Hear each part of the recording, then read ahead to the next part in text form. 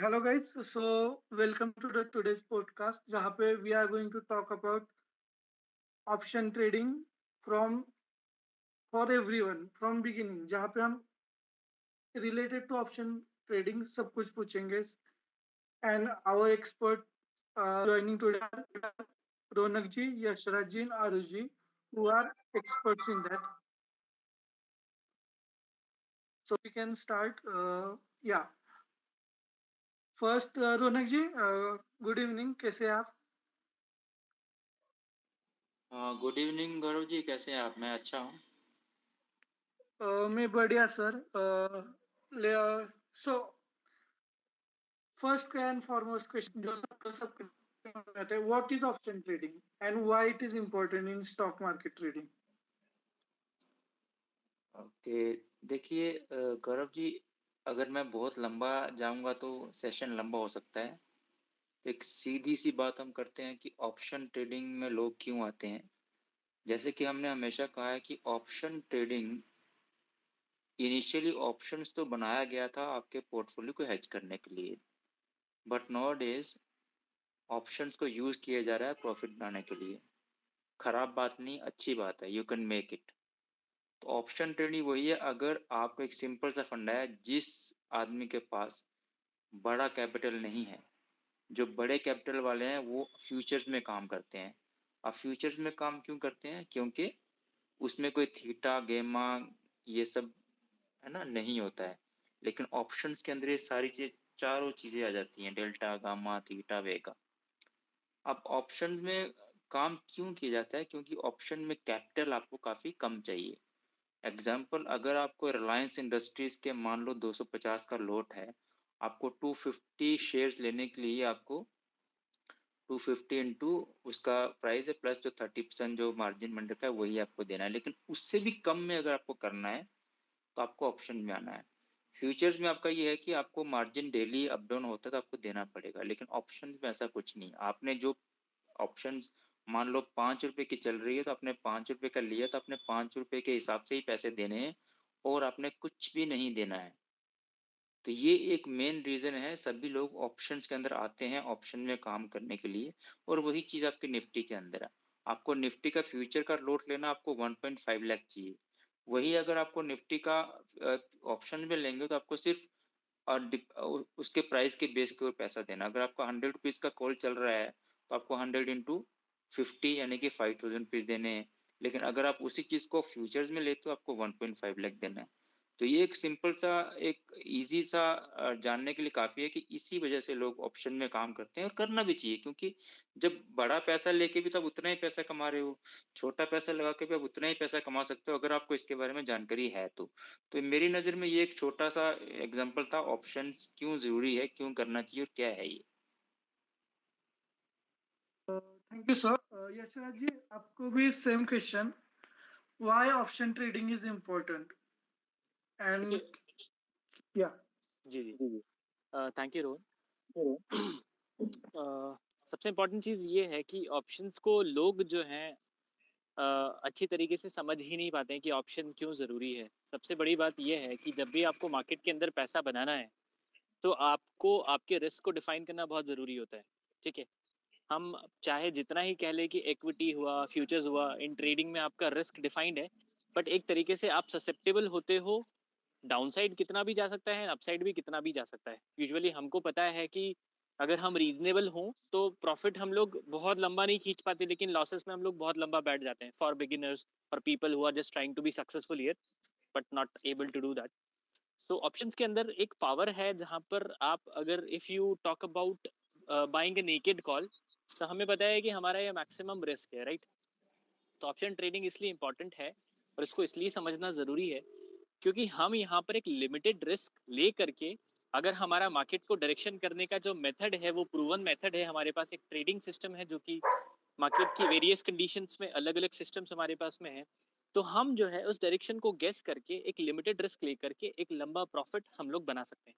Problem ये है, लोगों के पास में ट्रेंड फॉलोइंग स्ट्रैटेजीज होती नहीं है और वो दूसरी स्ट्रैटेजीज पे ऑप्शन बाइंग करने की कोशिश करते हैं, बट यहाँ पर वही वो लोग गलत हो जाते हैं। ऑप्शंस बाइंग के अंदर आपके पास में एक ट्रेंड फॉलोइंग सिस्टम होना बहुत जरूरी है। मतलब जब मार्केट एक्चुअल में मोमेंटम के अंदर आने वाली होती है तभी जाकर के ऑप्शन बाइंग के अंदर आपको पैसा मिल सकता है। सो ये चीज है कि ऑप्शन ट्रेडिंग के अंदर आप एक बहुत छोटा पैसा रिस्क लेकर के आप एक बड़ा पैसा बना सकते हैं।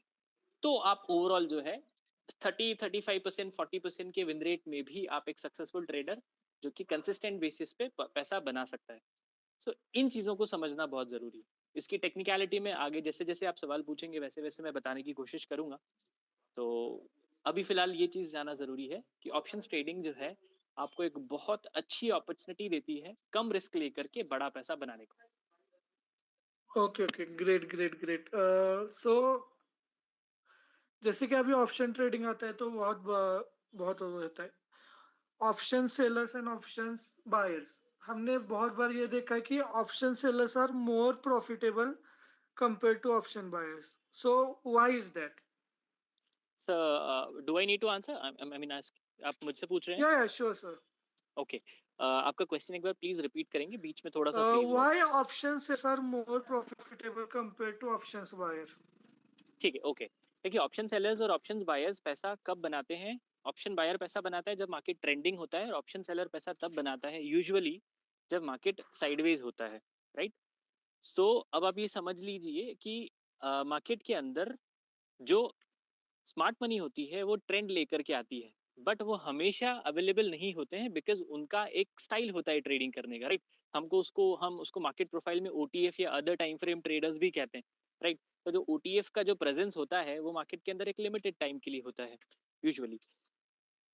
Without them, in absence of them, market is basically market जो है मोटिवेशन को लैक करता है, इस वजह से प्राइजेस इतने फास्ट ड्राइव नहीं करते हैं। इसी वजह से ये रीजन है कि ऑप्शन बायर जो है वो पैसा उसके प्रोबेबिलिटी ऑटोमेटिकली ड्रॉप हो जाती है, ऑप्शन सेलर का probability automatically because of market के कंसोलिडेशन की वजह से जो थेटा डिके होता है उनके फेवर के अंदर होता है, तो उनका विन रेट ज्यादा हो जाता है, प्रोबेबिलिटी ज्यादा हो जाता है।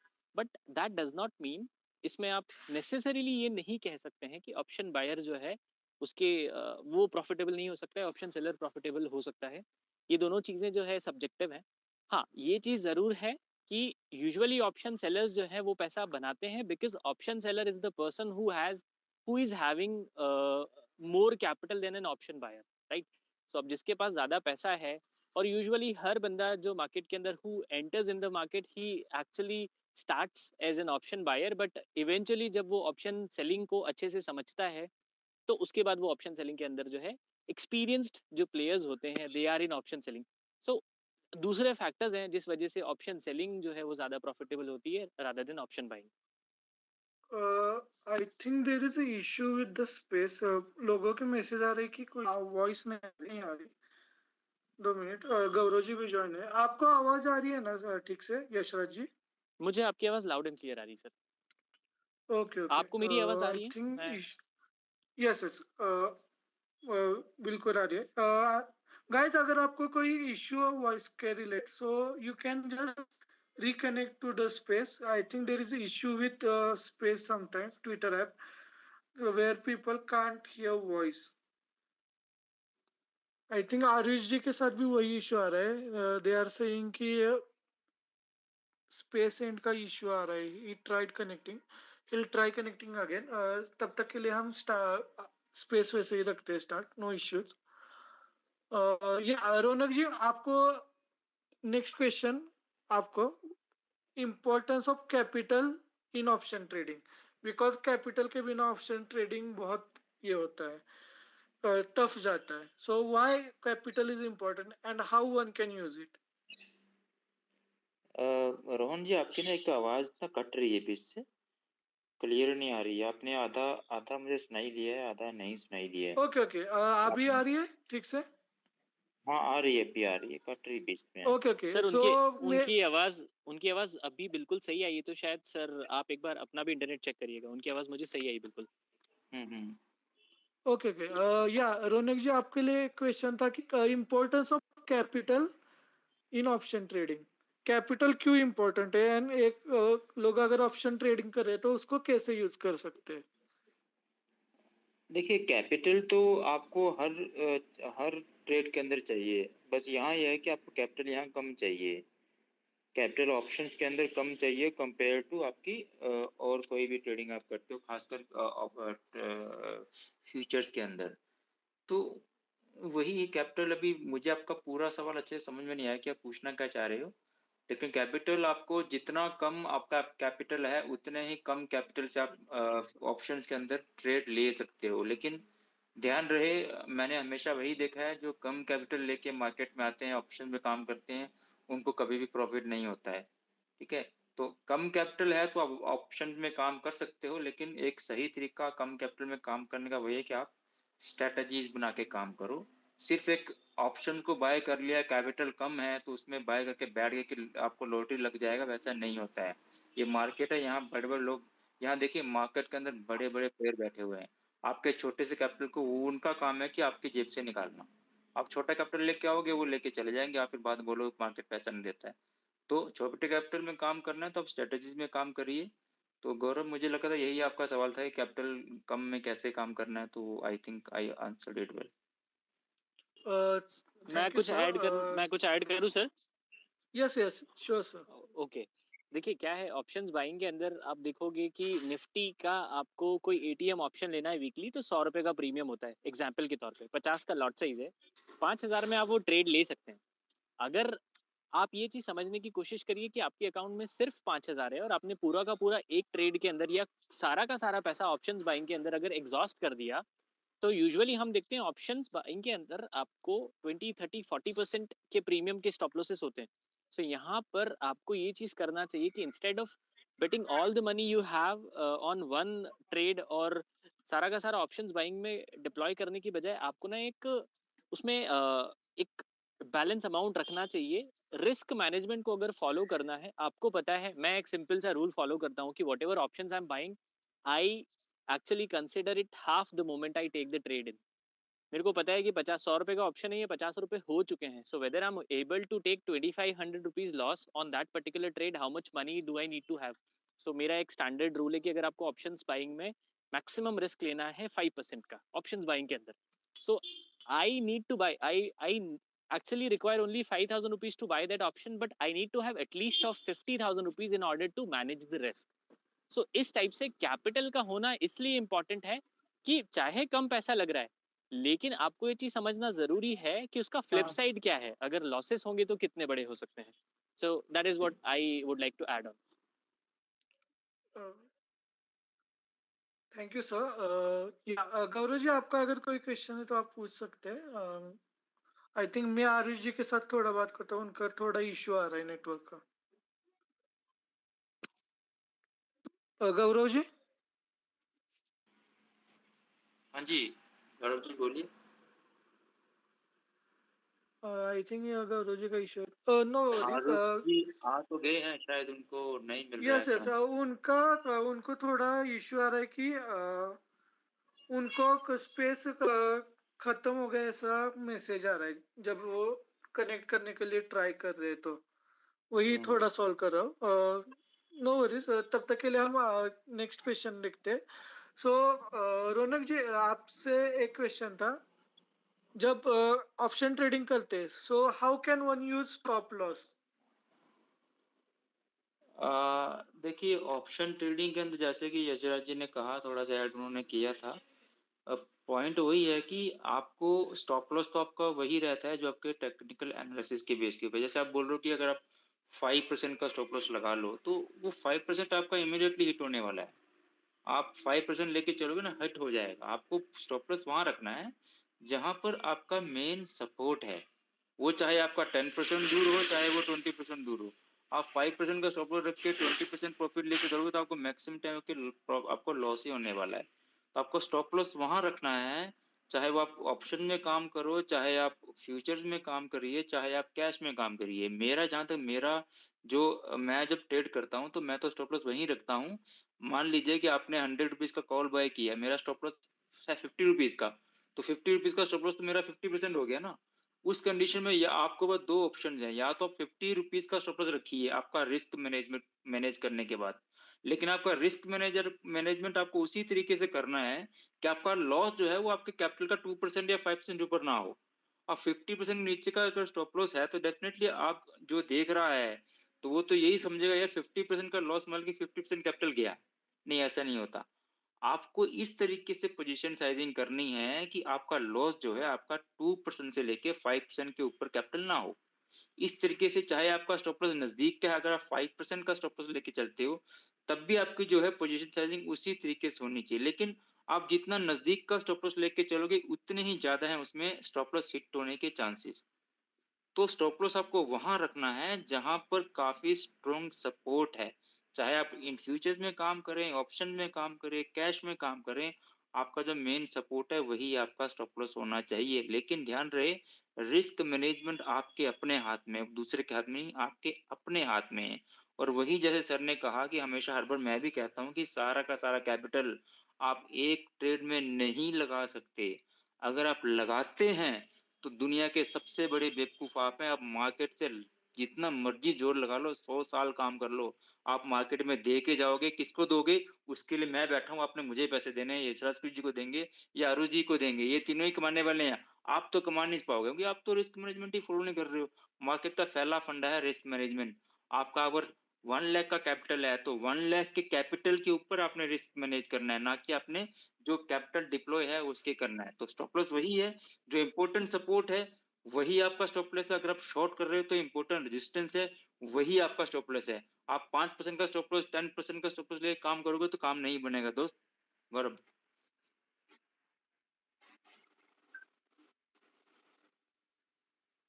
हेलो। थैंक यू जी।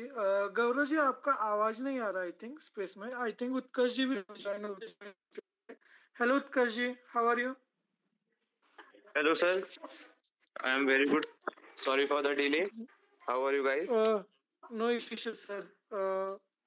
सो हमने तो जैसे कि आपको पता है we are talking about option trading. So आपसे एक direct question, which strategy you use while option doing option trading?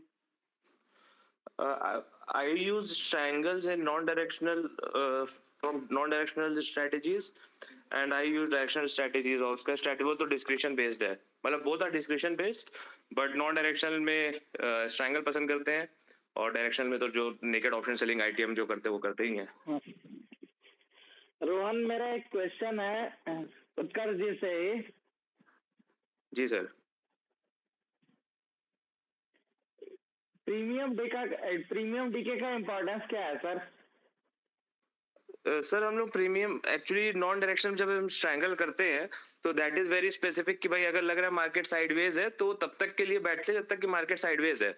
उसको फायर फाइटिंग करके थर्सडे तक नहीं ले जाते। मतलब आप समझ रहे हो, जो हम लोग का जो करने तरीका है नॉन डायरेक्शन करने तरीका, वो ये नहीं है कि हमको नॉन डायरेक्शन अगर हमको मार्केट हमने ओपन स्ट्रैंगल कर दिया है तो हम उसको पूरा थर्सडे तक लेके जाएंगे। भाई अगर हमको डबल साइड मोमेंटम दिख गया है मार्केट में कि दोनों तरफ मोमेंटम हो चुका है, ऊपर से रेजिस्टेंस क्लियर नीचे सपोर्ट क्लियर है, तो स्ट्रैंगल खोल देंगे। और स्ट्रैंगल के अंदर पे जो हमारा जो मैक्सिमम रहता है कि भाई दो तीन दिन तक अगर हम साइडवेज मार्केट मिल गई हमको, जो हमने एक डायरेक्शन नॉन डायरेक्शनल कॉल करा है कि भाई मार्केट इसके अंदर रेंज पे रहेगी, तो हमारा काम हो जाएगा। तो प्रीमियम डीके को हम लोग उसको इतना इंपॉर्टेंस नहीं देते। हम लोग इंपॉर्टेंस देते हैं कि भाई क्योंकि हमको एडजस्टमेंट करना ही नहीं उसके अंदर पे, बहुत कम एडजस्टमेंट करते हैं कि भाई थर्सडे तक हमको ले जाना है। और रही बात डायरेक्शनल ट्रेड की, तो डायरेक्शनल ट्रेड में प्रीमियम डीके का कोई सेंस बनता नहीं क्योंकि हम लोग ऑलरेडी डेल्टा मूव कैप्चर कर रहे हैं। तो आपका जो क्वेश्चन है सर, वो क्वेश्चन मतलब उसका आंसर प्रीमियम डीके का हम अच्छे से दे नहीं पाएंगे आपको। Thank you Utkarsh ji. हमारे एक ऑडियंस का क्वेश्चन भी आया है, how to handle volatility while doing trading? इतना ही तक।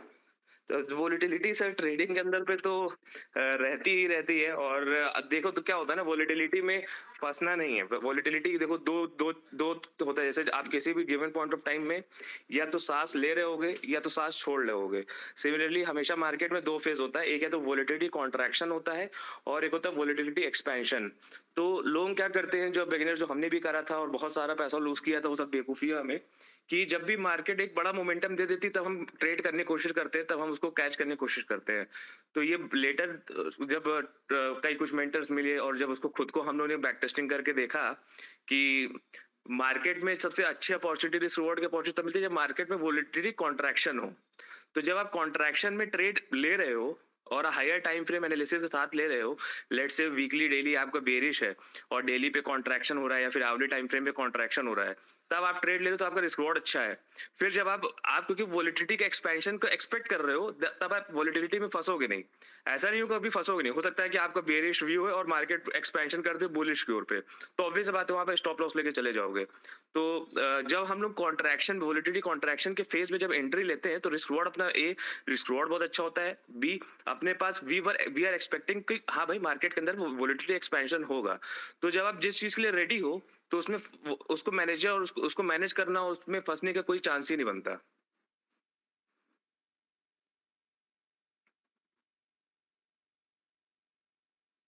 हेलो। सर ऑडिबल है, आप ऑडिबल है, हाँ कोई हाँ, प्रॉब्लम नहीं। तो ये आंसर हो गया मेरा यशराज। हाँ जी, यस। चलिए मेरा आपसे सवाल है उत्कर्ष जी एक, मुझे ये जानना है कि वॉलेटिलिटी तो ठीक है, वॉलेटिलिटी तो आपकी जो है, अगर वॉलेटिलिटी है तभी आपको जो शॉर्ट सेल रहे हैं तभी उनको मजा आएगा, और वॉलेटिलिटी होनी भी चाहिए मार्केट के अंदर। जब तक वॉलेटिलिटी है ऑप्शन सेलर जिंदा है, और जब वॉलेटिलिटी नहीं होगी तो ऑप्शन सेलर तो होगा ही नहीं। तो आपके मायने में वॉलेटिलिटी इंपॉर्टेंट है कि नहीं है? ऑब्वियसली सर, वोलेटिलिटी का ही तो खाना खाते घर में हम लोग। सही। उसी का तो ट्रेड करके वो वोलेटिलिटी एक्सपेंशन कॉन्ट्रैक्शन नहीं होगा तो रिस्क रिवॉर्ड कहाँ से निकालेंगे?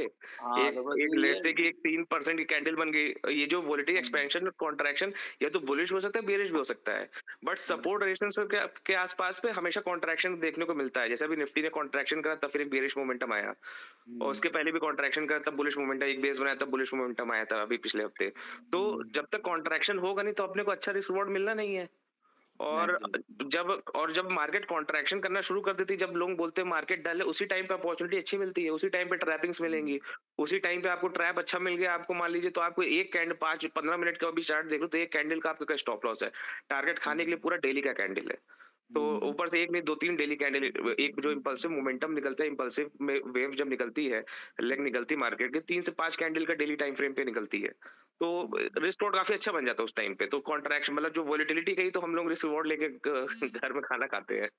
हाँ, तो मतलब हमको जो है मार्केट में दोनों तरीके से काम कर सकते हैं। जब वोलेटिलिटी कॉन्ट्रैक्शन हो तब आप बाय कॉल्स को बाय करके ऑप्शंस को बाय करके बैठ सकते हो, और जब वोलेटिलिटी एकदम से हाई का है उस समय आप दो काम कर सकते हो। पहला कि जो आपने बाय कर रखा है उसको प्रॉफिट बुक कर लो, दूसरा आप साथ साथ में ऑप्शन सेलिंग भी कर सकते हो, क्योंकि जो वोलेटिलिटी जो राइज हुई है डेफिनेटली वो ठंडी होनी है, जो चीज ऊपर गई नीचे वो आएगी।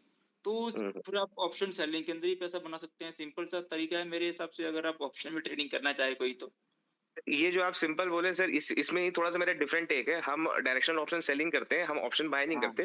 तो जैसे अभी आपने फर्स्ट वाला जो स्टेटमेंट बोला कि भाई कॉन्ट्रैक्शन दिख रहा है, वोलेटिलिटी कॉन्ट्रैक्शन है, लेट्स से सपोर्ट या रेजिस्टेंस के पास पे कॉन्ट्रैक्शन, और डेली टाइम फ्रेम पे हमको बेरिश व्यू लग रहा है, तो हम उस टाइम पे आईटीएम जाके 1800 पॉइंट जाके हम आईटीएम की कॉल ठोकेंगे। और जब एक बार हमारे को मोमेंटम मिल गया, ठीक है, जैसे कि हमारे पास 3 से 5 कैंडल मोमेंटम मिल गया, और उसके बाद जब फर्स्ट छोटी कैंडल बनेगी तब हम वहां पे जाके हम ऑप्शन सेलिंग यानी स्ट्रैंगल प्रेफर करते हैं। क्यों? क्योंकि अब हमको पता है कि भाई जैसे अभी आप सांस लीजिए, ठीक है, आप सांस लोगे सांस लोगे सांस लोगे, फिर हम बोलेंगे रोके रहो रोके रहो रोके रहो सांस अपनी, तो आप बहुत देर तक नहीं रोक पाओगे। सिमिलरली आप सांस एक्सेल कर दे रहे हो और हम बोले नहीं आप एक्सेल करके रोके रहो, तो आप बहुत देर तक एक्सेल करके नहीं रोके पाओगे। आपको एक्सेल और इनहेल इट्स मतलब फंडामेंटल प्रोसेस जो आपके बॉडी में होता रहता है।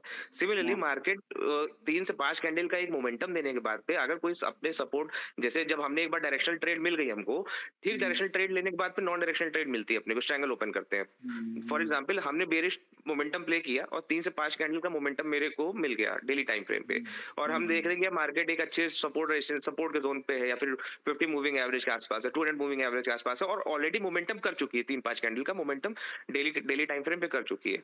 उस पर्टिकुलर टाइम पे हम देखेंगे यार फर्स्ट टाइम पे छोटी कैंडल कब बन रही है, यानी फर्स्ट टाइम पे वोलेटिलिटी कब डाउन हो रही है on a smaller time frame, let's say कि आवरली टाइम फ्रेम पे या 15 टाइम फ्रेम पे देखेंगे कि भाई फर्स्ट टाइम पे एक कॉन्ट्रैक्ट एक्सपेंशन के बाद पे फर्स्ट साइन ऑफ कॉन्ट्रैक्शन कौन सा है, और जो फर्स्ट साइन ऑफ कॉन्ट्रैक्शन जब मिलेगा उस टाइम पे हम अपना स्ट्रैंगल ओपन करना प्रेफर करेंगे कि भाई मार्केट ने मोमेंटम कर दिया। अब अगर यहाँ से मार्केट 1.5 या 1.5 या 1.5 2 दिन भी अगर मार्केट साइडवेज होगी तो फायदा हो जाएगा अपना।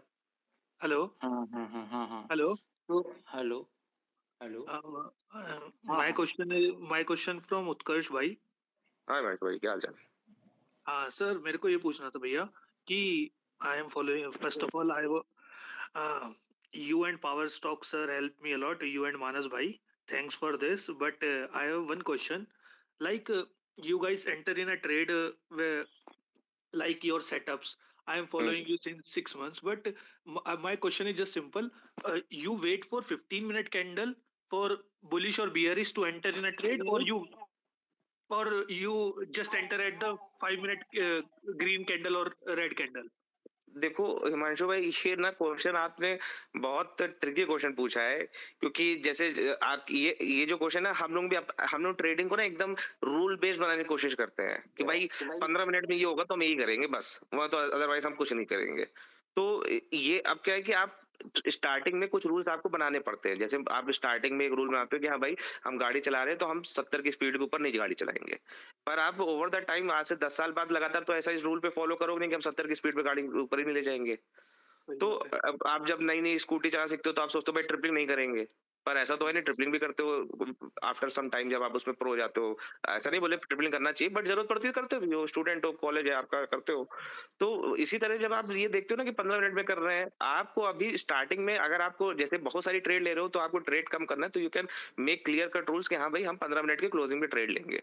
बट जो आपका क्वेश्चन का आंसर देने के लिए जो हम करते हैं, हम और मानस जो करते हैं, हम लोगों का जो एज है ना, जो अभी जैसे रिसेंटली वीडियो में बताया, तो जो हमारा एज है वो है हायर टाइम फ्रेम एनालिसिस।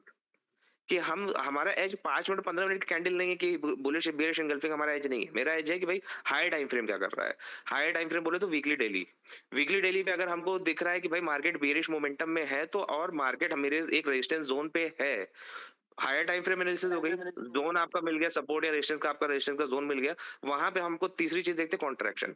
अब उस कॉन्ट्रैक्शन को कंफर्म करने के लिए वो हम 5 मिनट में भी एंट्री ले सकते हैं, हम 15 मिनट में एंट्री ले सकते हैं, हम 30 मिनट में एंट्री ले सकते हैं। वो जो कॉन्ट्रैक्शन का जो कॉन्ट्रैक्शन में जो हमको कंफर्मेशन मिलनी है, क्योंकि हर दिन का प्राइस एक्शन सेम होना ही नहीं है आपका। मेरी आपकी बात बिल्कुल सही है। Actually the same way I am doing same thing, means I do a higher time frame analysis, then I enter, I try to find the zone in minute in minutes. Hello. हाँ हाँ हाँ, तो listen, बस अब आपका आवाज last कटा था। जो जोन आप जो फाइंड करो ना, 15 मिनट में जोन ना फाइंड करो, हायर या time frame zone exactly find exactly, find but मैं करो। ये पूछना चाह रहा हूँ, हाँ, जब वो जोन पे मतलब मार्केट आ रहा है, हाँ, तो वहां पे आप 5 मिनट की ग्रीन कैंडल पे एंटर करना चाहोगे, right? Like you are finding a buying setup, तो आप 5 मिनट की ग्रीन कैंडल पे बाय करना चाहोगे, या 15 मिनट का एक कैंडल? क्योंकि मानस भाई को मैंने कितनी बार देखा है उनके ट्वीट कि 15 मिनट का बुल कैंडल बना, दे एंटर्ड। तो मेरा यही क्वेश्चन है कि हाउ नहीं, हम लोग बुल 180 जब होता है तब ये चीज करते तो हैं, जो फुल कैंडल का वेट करते हैं।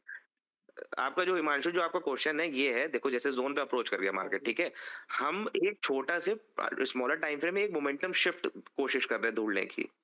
मेरा हायर टाइम फ्रेम बोल रहा है कि भाई तुम बुलिश हो, फिर यहाँ पे मेरा हायर टाइम फ्रेम का जो सपोर्ट रेजिस्टेंस बोल रहा है कि हाँ भाई मार्केट एक सपोर्ट पे है, मार्केट बुलिश है और मार्केट सपोर्ट पे है, that is enough for you to enter the trade, ठीक है। उसके बाद पे हम छोटे टाइम फ्रेम में देख रहे हैं कि यार जो बेरिश मोमेंटम खत्म कहाँ हो रहा है। Okay okay. बेरिश मोमेंटम खत्म होने में भी टेस्ट क्वांटिटी मारते हैं। फिर बेरिश, क्योंकि देखो जब या तो आप आगे बढ़ोगे तो पीछे बढ़ोगे मार्केट के अंदर पे, तो बेरिश मोमेंटम होगा तो बुलिश मोमेंटम होगा। तो ये हम सबसे पहले फाइंड आउट करते हैं बेरिश, अगर हम बाय करने का देख रहे हैं तो बेरिश मोमेंटम खत्म कब हो रहा है। जब खत्म होगा तब हम घात लगा के बैठना शुरू कर देंगे। फिर डिपेंडिंग ऑन माई कन्विक्शन कि भाई मैंने टेस्ट क्वांटिटी 30% डाल दिया। फिर जब बेरिश मोमेंटम खत्म होने के बाद क्या है कि भाई बुलिश मोमेंटम आएगा, क्योंकि हाई टाइम फ्रेम बोला ना, हायर टाइम फ्रेम बोल रहा है कि मार्केट बुलिश है और एक हायर टाइम फ्रेम के सपोर्ट जोन पे है, और 15 मिनट या 5 मिनट में आपने एनालिसिस करा, आप बोल रहे हो यार बेरिश मोमेंटम यार खत्म हो रहा है यहाँ पे, तो आपको फर्स्ट सिग्नल मिल गया 30% एंट्री मार दिया। फिर जब वहां से बेरिश मोमेंटम खत्म होने के बाद जब बुलिश मोमेंटम आता है, फिर वहां पे पूरी पोजिशंस को लेते हैं। तो और दूसरा क्वेश्चन मानस नॉट भाई, नेसेसरी कि 100% पोर्शन वन गो में मार दे, डिपेंडिंग ऑन द कन्विक्शन कि भाई वो जोन कैसा है, मार्केट कितना पुल बैक दी है।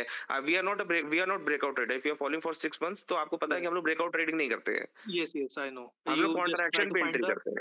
हाँ, मैं बस एक दूसरा क्वेश्चन ये था हाँ, कि जैसे आप सपोज कीजिए आपका जोन आ गया इंपॉर्टेंट, और सपोज कीजिए कि जोन से रिजेक्शन ले रहा है अच्छा खासा, तो हम्म, और उसी के जस्ट नीचे, थोड़ी सी नीचे आपने देखा कि भाई सीपीआर भी है, जैसे you are hmm, CPR trader, हाँ यस तो मैं भी ट्रेड करता हूँ सीपीआर को, तो आप क्या करोगे उस जोन का, मतलब सीपीआर का ब्रेकआउट का वेट, मतलब ब्रेकआउट या ब्रेकडाउन का वेट करोगे या फिर उस जोन पे एंट्री ले लोगे? भाई जैसे हिमांशु 6 महीने से फॉलो कर रहे हो आप हमको, तो आपको पता है कि यार वाइट सीपीआर है तो उस दिन पे ऑब्वियस सी बात है एक डंडी टूट जाएगी पर 20 डंडी एक साथ नहीं तोड़ पाओगे। हाँ जी, हाँ जी। तो इसका सिंपल सा आंसर, जैसे अभी 2 दिन पहले की ट्रेड थे, जिस दिन दिवाली की ट्रेड थी, जब सीपीआर से बाउंस लिया था हम लोग ने, मार्केट जब गैप गैप डाउन करके नीचे गई थी, उसके बाद जब होली, जिस दिन होली थी, हम्म मेन जो जिस दिन होली थी मतलब नॉर्थ इंडिया में, तो उस दिन पे देखोगे व्हाइट सीपीआर था। व्हाइट सीपीआर पे मार्केट जिस दिन में हम लोग ने ऊपर भी लिया, बाय ट्रेड लिया था और सेल ट्रेड लिया था। तो तो अच्छा buy trade was based on CPR, क्योंकि यार व्हाइट सीपीआर है तो व्हाइट सीपीआर का मतलब है कि मार्केट होल्ड करेगी।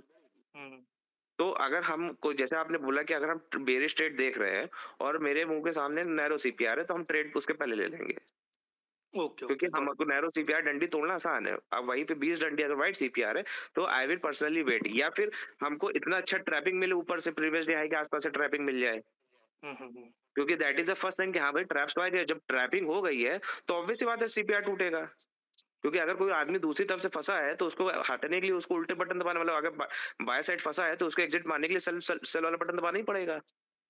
लाइक तो मैं जैसे 9 मार्च की बात कर रहा हूँ, हाँ हाँ तो 9 मार्च पे अच्छा निफ्टी की बात करता हूँ मैं कि 17,077 वो 17,800 पे रेजिस्टेंस था, वहां से मार्केट ने अच्छा खासा रिजेक्शन दिया, 15 मिनट की कैंडल रेड बनाई। हम्म, उसके जस्ट नीचे वाइट सीपीआर था। तो hmm. You will wait for breakdown of the CPR और you will yes, in enter this case we will wait for, क्योंकि इसमें कोई ट्रैपिंग नहीं हुई ना यार।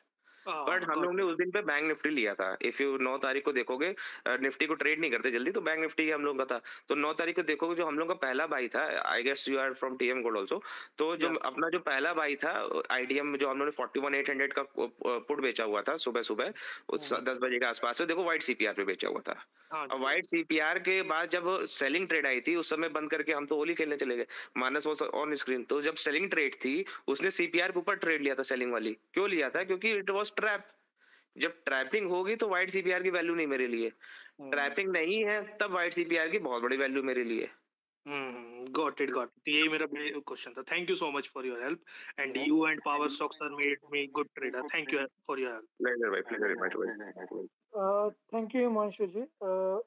यशराज जी, आपके लिए है मेरे पास importance of premium decay, because लोगों को ये पता नहीं चलता what is premium decay and they keep on losing in option trading because of it. देखिए, प्रीमियम डिके मतलब थीटा डिके, राइट? यस। सो जब हम लोग ऑप्शंस बाय करते हैं तो ऑप्शंस बाय में हम लोग को प्रीमियम पे करना पड़ता है और ऑप्शन सेलिंग में हम लोग प्रीमियम रिसीव करते हैं, राइट?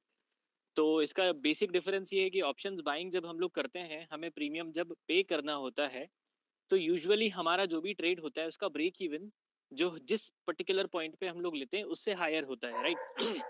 तो प्रीमियम डिके का सबसे बड़ा जो बेनिफिट है वो ऑप्शन सेलर को थीटा डिके के तौर पे होता है। तो इंपॉर्टेंस ऑफ प्रीमियम डिके जो है वो एक ऑप्शन सेलर के फेवर के अंदर होता है। वहीं पर ये एक ऑप्शन बायर के अगेंस्ट में होता है कि जहां पर आपने ऑप्शंस बाइंग लिया, लेट्स से अगर आपने 18,000 रुपए के मार्केट प्राइस पे 18,000 का कॉल लिया और उसका प्रीमियम 100 रुपए है, तो आपका जो ब्रेक इवन है, in order to make this trade a profitable trade, market needs to go higher than 18,100 to make you money if the exercise date comes, मतलब एक्सपिरेशन डेट्स अगर आती हैं तो वहां पे आपको उस पर्टिकुलर पॉइंट से ऊपर जाना होगा। तो इम्पोर्टेंस यहाँ पर आपको ये ध्यान देना है कि लेट्स से आप कोई एक ऑप्शन ओवरनाइट होल्ड करके जा रहे हैं। यहाँ पर एक सवाल बीच में ये भी था कि ऑप्शंस के अंदर स्टॉप लॉस कैसे रखना चाहिए या स्टॉप लॉस का इंपॉर्टेंस क्या है, तो उसको इससे जोड़ने की कोशिश करता हूँ कि अगर आपकी ऑप्शंस हैं और मार्केट कहीं अगर बज नहीं करते हैं, किसी भी साइड मार्केट अगर मूव नहीं करते हैं, और अगर आपका थीटा जो है 5,000 के ऑप्शन में अगर आपका थीटा का वैल्यू मान लो लेट्स से ओवरनाइट डिके और थीटा मिलाकर के आपका लेट्स से 500 रुपए या 700 रुपए है, इसका मतलब ये है कि जो भी ऑप्शन है वो अगर मार्केट वहीं का वहीं रहता है, 100 रुपए का कोई ऑप्शन आप लेकर के गए हो और अगर इसका थीटा का वैल्यू लेट्स से 700 रुपीज है, इसका मतलब ये है कि 100 रुपए का ऑप्शन अगर मार्केट नेक्स्ट डे ओपन होता है तो उसी प्राइस पे 86 रुपीज का उसका वैल्यू हो जाएगा, and so on and so forth. जैसे जैसे उसका थीटा का वैल्यू जो जो होता रहता है वैसे वैसे ओवरनाइट पे प्राइजेस डिके होते रहते हैं। तो ये एक ऑप्शन बायर का नाइटमेयर होता है इसीलिए मैं हमेशा सजेस्ट करता हूँ कि आप नेकेड ऑप्शंस बाइंग अगर आपको करना है तो आप डेबिट स्प्रेड में काम करिए, because no matter what how lucrative this sounds की ऑप्शंस के अंदर अनलिमिटेड गेन्स होता है, still you need to be reasonable enough. Yes, am I Yeah, audible? yeah, you're audible. Actually, I'm getting lot of reply from people saying that they are not getting any sounds. नहीं, I am I audible to you? Yeah, you are audible, but many people are saying that they are not getting any sounds. नहीं, there is no And internet when connection problem at people my are side. वो जो no sound का है ना, वो 16-15-16 minute पहले का है. यस यस, तो नहीं अभी नीचे भी मुझे मैसेज आ अच्छा रहे हैं अच्छा, अभी ना, आया. हमारे यहाँ पे प्राइवेटली भी ये वैसे आ रहा आवाज है तो आ कि रही सबको, मे बी रिकनेक्ट करें लोग. हमें तो आवाज आ रही है शायद. Okay, they so are let me trying continue. yeah Yeah, yeah, let me. sure sure. सो जो थीटा डिके होता है, लेट्स से अगर आप पर डे अगर ऑप्शंस के अंदर मार्केट, अगर if market is consolidating, you will keep on losing premium on whatever buying you had done in options. So what do I suggest and what I personally do is, when I feel that I need to go naked in options buying, I sell one far OTM options just to collect a bit of premium so that it will actually reduce the cost of mine. So आप ये चीज कर सकते हो. और एक stop loss वाला option था जिसमें पूछा था कि स्टॉप लॉस का इंपॉर्टेंस. तो ऑफ कोर्स स्टॉप लॉस का इंपॉर्टेंस होता है. एक चीज जो मैं शायद यहाँ पर अच्छे से लास्ट टाइम नहीं बता पाया, जो भी प्रीवियस क्वेश्चन था जो मुझसे, कि स्टॉप लॉस मतलब ऑप्शंस के अंदर कैपिटल का इंपॉर्टेंस क्या है. तो आपने 100 रुपए का कोई ऑप्शन खरीदा है और आपको लग रहा है कि you are only paying 5,000 rupees, but आप ये चीज समझिए कि अगर आपके पास सिर्फ 5,000 रुपए कैपिटल है, सो वो ऑप्शन जीरो जा सकता है. In total आप you are risking 100% of your capital. You are betting on getting your account at zero levels on one particular trade. This is not at all advised. So मेरा ये मानना था कि जैसे ही आप इसको रूल ऑफ थंब ये मान करके चलिए कि 100 रुपए का ऑप्शन है, आप उसी मोमेंट मान लीजिए कि 50 रुपए का हो गया. इसका मतलब ये है कि मेरे को कम से कम whatever your stop loss is, that is a different thing that I will come to that. सो 2,500 रुपए का आपको लेस रिस्क लेना है और 5% का maximum risk on the capital you are assuming to deploy on a trade. Actually deploy तो 5,000 ही होगा, लेकिन आप ये अज्यूम कर रहे हैं कि 50,000 हुआ है, so that it will make it easier for you to follow the risk management. तो अब आपने 50,000 रुपए माना, 5,000 का ही ऑप्शन खरीदा, उस 45,000 के साथ आप कोई ट्रेड नहीं लेंगे. आपने ये मान लिया कि 50,000 रुपए is just allotted to that one trade. आपने 50,000 रुपीज डाला. अब let's say you are just getting out at 70 rupees level, so you have taken a risk of only 15,000 rupees on a 50,000 rupees capital. तो आपको सिर्फ आपका capital का 3% का है.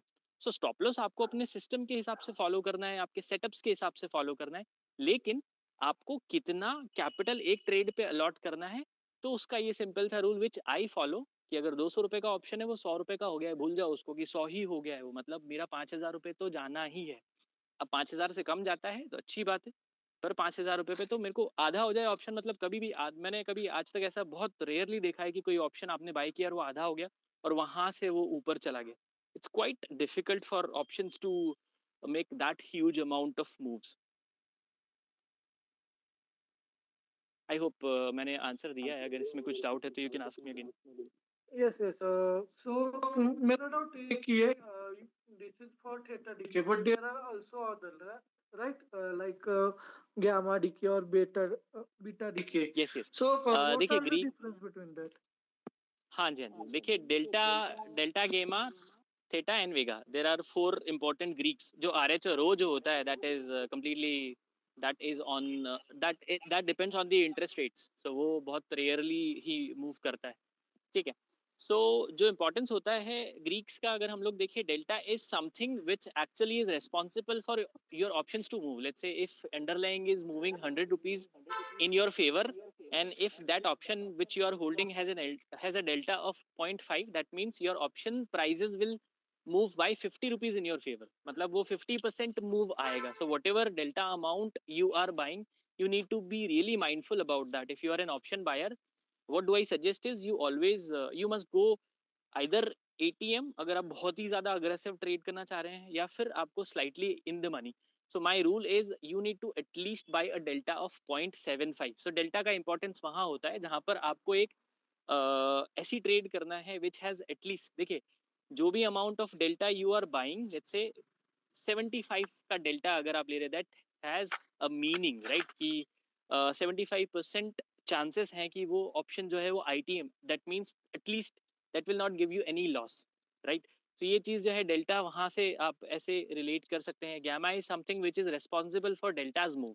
अगर गैमा जो है 0.002 है, दैट मीन्स कि अगर ऑप्शन 0.005 डेल्टा 0.005 है, तो वो जैसे जैसे ₹1 ऊपर मूव करेगा वैसे वैसे डेल्टा के अंदर उतना चेंजेस आएगा जितना गैमा का वैल्यू है, राइट.